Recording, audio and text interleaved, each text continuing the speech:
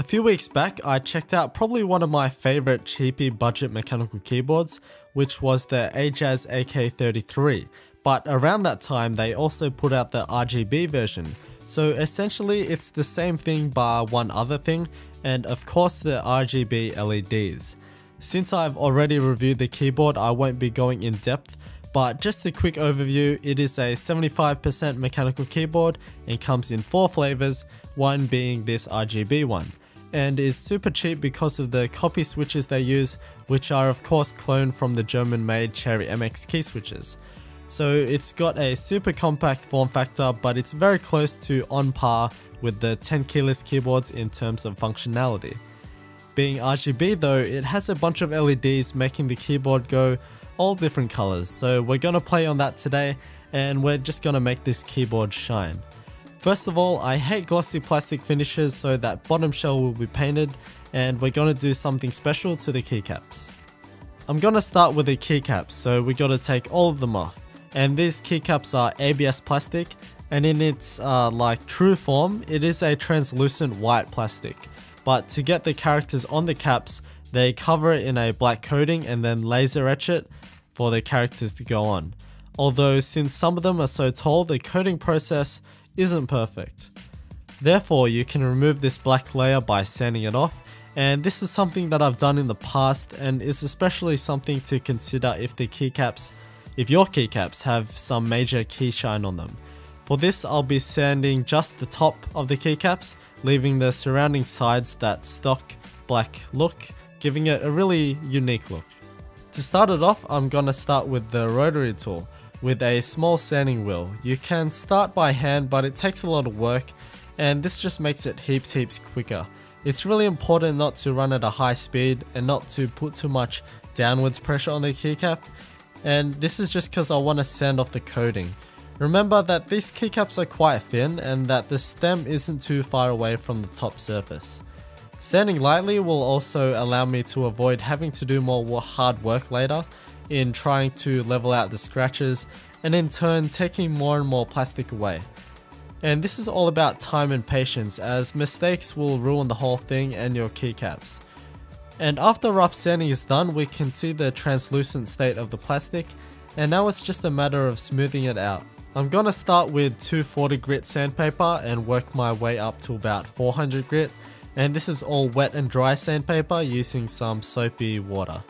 Ideally, to get a proper finish, I would go smoother and then polish the plastic, but I don't have that equipment on hand at the moment. And this is just a really grueling task that will take several hours.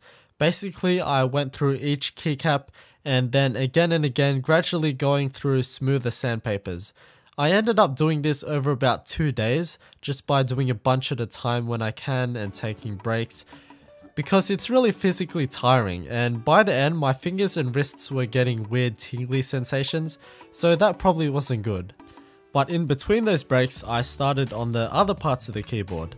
To paint the bottom shell, I have to take it apart, and this is just as easy as taking a few Phillips head screws out, in which one is under the sticker. So here's all the black key switches, which are linear switches, but as I looked closer, I saw that these were actually branded as Ajazz switches. So before I started this project, I actually felt that these key switches were a bit heavier than my other two AK33s, which have Zorro black key switches, but I just put that down to greater tolerances and poorer quality. But perhaps this is just because these are actually different key switches, but they could be the same, but just rebranded. Anyways, to paint the shell, I gotta remove everything on the back. Using a heat gun on the rubber feet helps, but a heat gun is pretty much necessary to get that sticker off cleanly without leaving any adhesive residue. To help the paint stick better, I sanded it down a bit, and it also gives more durability to the whole job, which then leads to the priming, which also promotes paint adhesion, but also helps fill in the scratches that will later be sanded down. However, just like in my last video, I'm really in love with that grey look. Since this is an RGB board, I want the lights to be the main attraction, so pretty much all colours aren't gonna be what I'm looking for. Logically, black would be a good option, but this was black to start with, so whatever, grey it is. This is going to be a personal piece, so again I'll just see how the primer fares over time, but with a good amount of clear top coat on it, I think it should be fine. I also rinsed off all the keycaps, so now I gotta let them dry. When drying keycaps, the hardest bit to dry are the inside of the cap itself. The water is always stuck up on the inside of the stem and on the structural ridges, so to quicken the process, all you gotta do is tap the water out. So I'll do this to all of them and then just leave them to dry alongside my plastic bottom shell. Using the heat gun once in a while helps a bit too, but I'll leave this overnight to make sure everything is nice and dry. Now that it's had some good drying time, it's time to put everything back together. To put the rubber feet back on, I just use a bit of PVA glue to make sure it can be still taken off in the future if needed. And the flip up feet is probably the scariest bit of the whole thing, since it can easily scratch off the paint. That's why it's best to give the paint job as much time as possible to harden and cure, so ideally I would have left it longer. And to finish it off, the modded keycaps can go on, which was kind of difficult since there's no characters on them and the coating on the inside of the keycap was a bit different to normal. And here we are with this blank keyboard, but it's not your traditional blank keyboard as these are two-toned, giving it a really cool black and white look. Without the lights on, it's actually a super clean keyboard, but of course, the lights. This is the reason why I went through this ridiculous keycap process that I told myself I would never do again, but the combination of the completely blank and translucent tops with the opaque black sides really does accentuate the lighting. It really does offer something that's not seen with any other keycap set that you can get your hands on. Having the sides solid black concentrates all the light to the top as if it's floating, and the rest of the keycap just fades into darkness. It also gives a very distinctive black outline for the lighting. If it were just like traditional translucent keycaps, the lighting would go everywhere and would bleed into the other lights. But I guess we better get through the lighting modes. Everything's accessible via the function key, which is at the top, which is different to the usual spot at the bottom. Pressing Fn and F8 goes through the lighting modes.